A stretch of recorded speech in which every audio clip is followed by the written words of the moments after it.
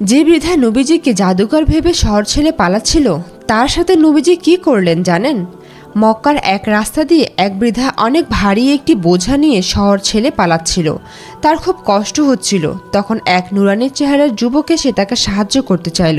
বৃদ্ধা তাকে বলল, বাবা, আমি মক্কা ছেড়ে পালাচ্ছি, কারণ সেখানে মোহাম্মদ নামে এক জাদুকর এসেছে, সে কিনা সবার মাঝে বিভেদ তৈরি করছে।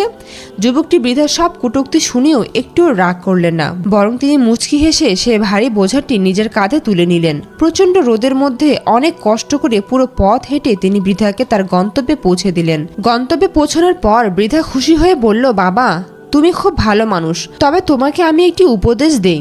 আমি জানি না তুমি কে, কিন্তু ওই মোহাম্মদের থেকে সবসময় দূরে থেকো।